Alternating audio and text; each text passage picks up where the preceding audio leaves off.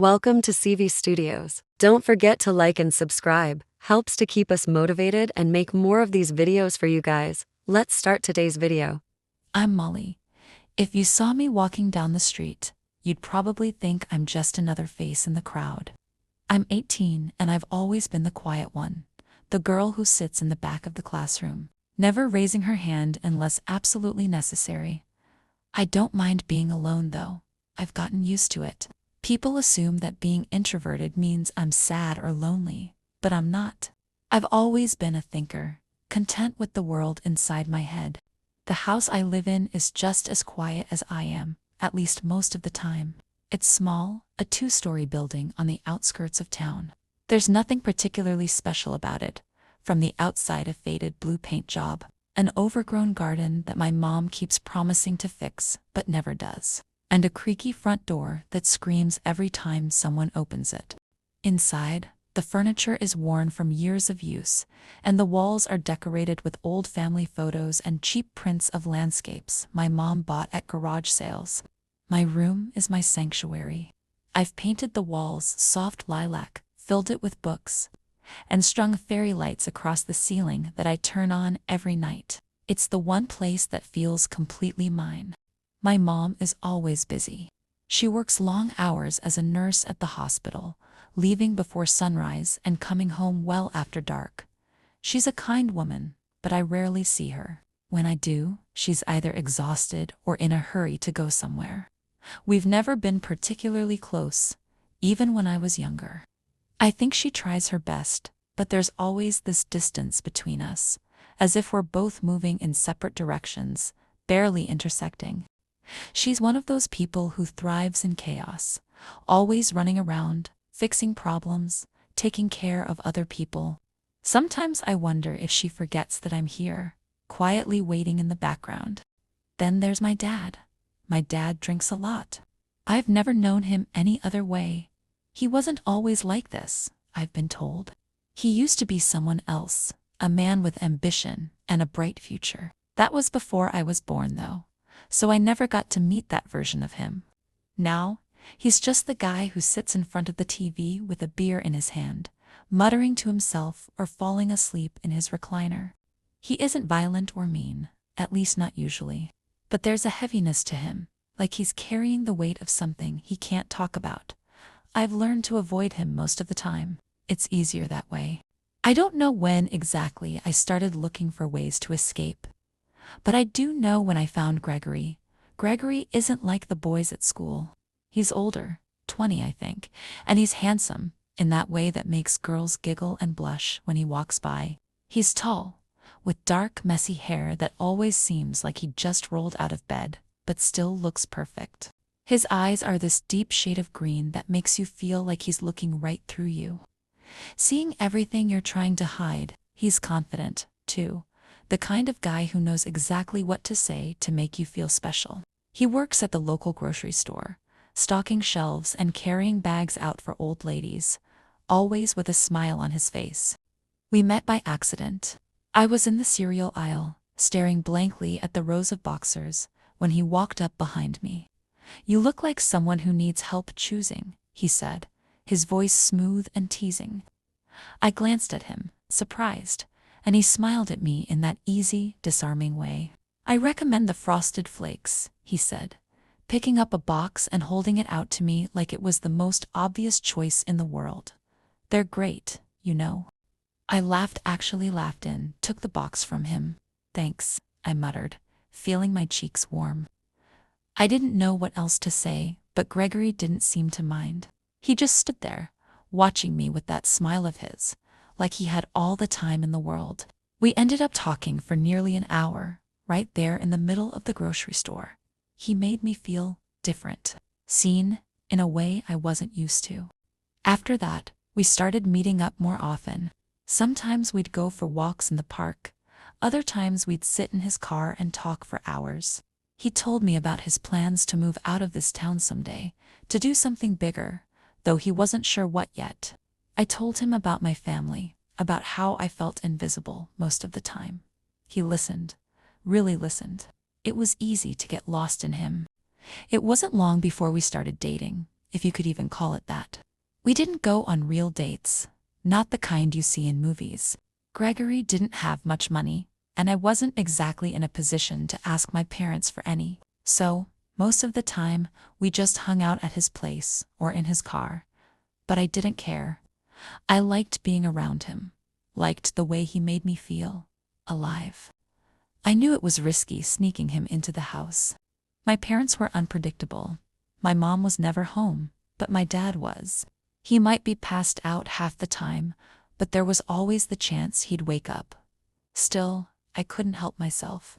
Gregory made the world outside seem so small, and when we were together, nothing else mattered.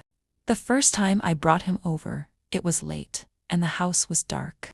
My dad had already gone to bed, or at least I thought he had. Gregory climbed through my bedroom window, his body slipping in like a shadow. We lay on my bed, talking in hushed voices, laughing about nothing. It was the closest I'd ever felt to being free. It became a routine after that. Gregory would come over whenever my dad was out or passed out, and we'd spend hours just lying there, holding each other. It felt like we were in our own little world, away from everything. I knew it couldn't last forever, but I didn't want to think about that. Then, one night, everything changed. It was a Thursday. My dad had been drinking more than usual, but that wasn't unusual in itself. Gregory had come over like always, slipping through the window just after midnight. We were lying on the bed, whispering about where we'd go.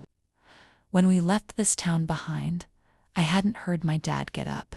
I hadn't even realized he was standing in the doorway until I saw his reflection in the mirror. Who the hell is this? My dad's voice slurred through the room, thick with alcohol and anger. Gregory shot up, his face pale, and before I could even react, he bolted. He ran right past my dad, down the stairs, and out the front door. I sat there, frozen, my heart pounding in my chest. My dad just stood in the doorway, staring at me with this look on his face that I'd never seen before. It wasn't just anger, it was disappointment. For a long moment, neither of us said anything. The silence stretched between us, heavy and suffocating. Finally, my dad stepped into the room and closed the door behind him. He sat on the edge of my bed, the mattress dipping under his weight. "You don't want your mom to know about this," he said quietly. It wasn't a question. It was a statement, cold and calculated. "You keep your mouth shut, and so will I, but you're going to owe me." I swallowed, my throat dry. "What do you want?" He leaned back, crossing his arms over his chest. "You're going to suck my banana every day for a week. Suck it till I come. You do that, and I won't say a word to your mom." At first, I didn't understand. Sucking your banana. It seemed like such a weird, wrong thing a father would ask a daughter. But then I realized he wanted some action, since him and mom barely talked. I equally wanted to help him in some way, and without thinking, I knelt on my knees before him and pulled his pants down. There it was, the road that I was going to swallow. At first, I saw him hesitate as he was coming back to his senses, but it was too late. I sucked it hard till he curled his feet and came in my mouth. I stood up and went to wash up without a word from him. Too embarrassed, he walked out of my room before I returned, but I didn't understand why he would be shy. It's not like we had gotten intimate. I knew I had to keep my mouth shut, 'cause what choice did I have? If my mom found out, she'd never look at me the same way again. She already barely had time for me. If she knew I'd sucked Dad's banana, she'd never forgive me. For a while, I was resentful, angry at my dad for putting me in this position. Angry at Gregory for running away, angry at myself for being so stupid. But over time, something strange happened. The sucking became routine, almost therapeutic in a way. It was something I could control, something I could do without thinking, and it kept my mind off my worries. I stopped seeing Gregory after that.